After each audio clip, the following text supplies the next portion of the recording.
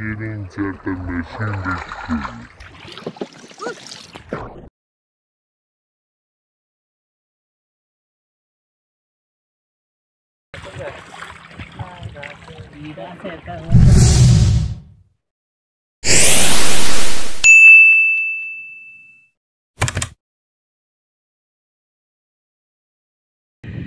আসসালামু আলাইকুম গাইজ, কেমন আছেন সবাই? আলহামদুলিল্লাহ অনেকটাই ভালো আছি। তো আজকে আমরা দুর্ধর্ষ একটা জায়গায় পাড়ি দেওয়ার জন্য প্রস্তুতি নিয়েছি।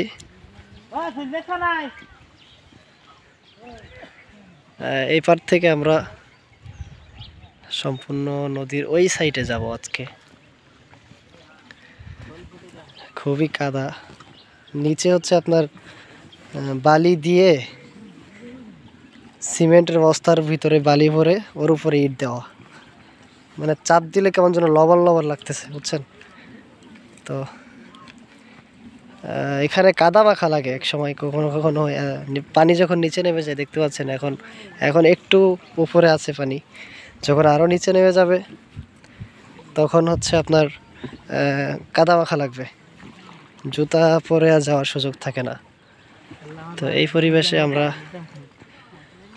দুই হুজুর এক জায়গায় গেছিলাম, সেখান থেকে সফর শেষ করে এই আর পথ দিয়ে পার হওয়ার জন্য সিদ্ধান্ত নিলাম। ঠিক আছে, বিসমিল্লাহ।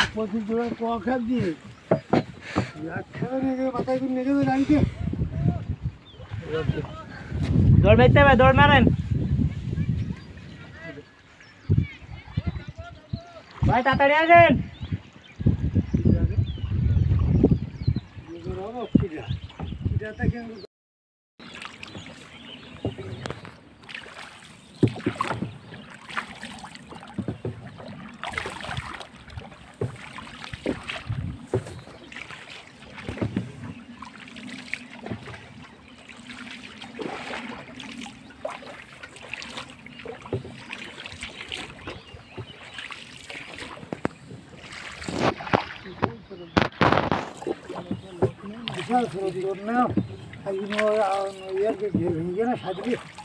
আজকে বিশুটার ওইদিক ভেঙে গেছে,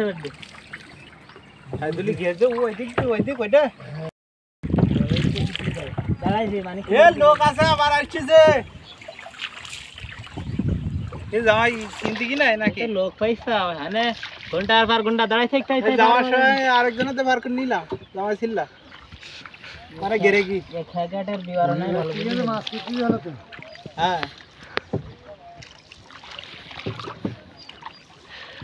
ঢেউর সময় নড়েন না যেন জোর না আমরা এদিক দিকে হবে গে, এবার তাই দেখেন ওইদিক চলে যায় ঢেউ না, স্রোত না বিশাল।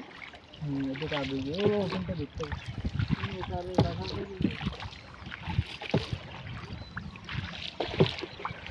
আসলে ভালো পারেন দেখতে।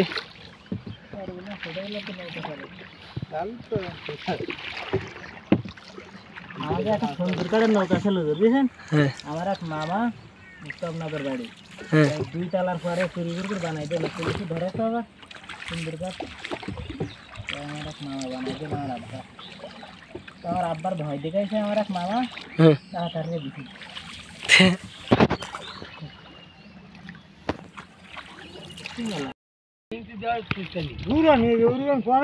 নৌকার ওই বাদে দিই সেটাই যাওয়া লাগবে না, তাই দিয়েছেন সেটাই তো দেখি কোন জায়গায় ওইদিক নদীর সরে সরে ঘের করি না এইসব বেশি খিতা সেলাই করতে জানতে দিই না, ওই নৌকুর গাকে ঘা লাগবেন বলে আপনি তো এই নৌকা গায়ে যাবে না, যাবে না বলে না। আমি কি মাঝি পছন্দ হয় না নাকি? আর ভালো মানিয়েছি না অনেক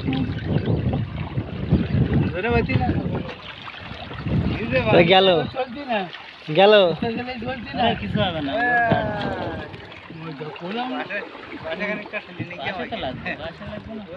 কিরাম সরো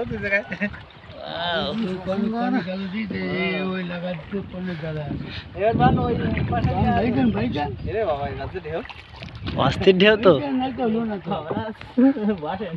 বসেন বসেন, দাঁড়ালে হলো এটা আলাদা ই থাকে।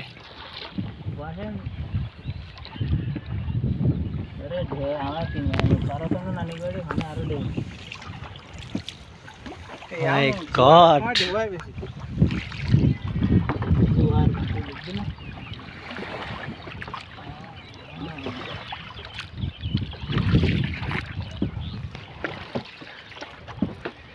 ওরে সর্বনাশ, কত ঢেউ।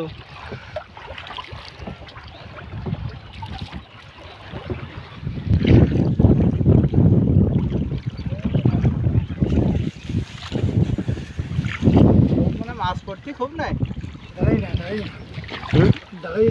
বসবো।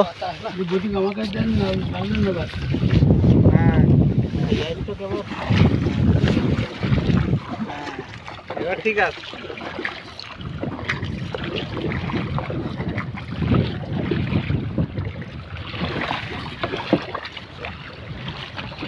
ওরে সর্বনাশ। এরম নদী পারন নি, এরম ঢেউ তো পড়েনি মনে হয়।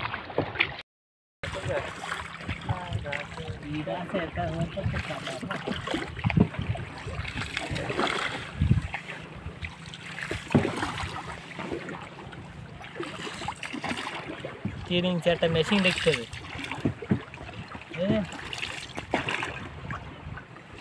মেশিন হলে একসময় কম হয়, 3 इंच মেশিন না হলে এরকম কষ্ট হয় না। আর কি বড় হাড়ের জন্য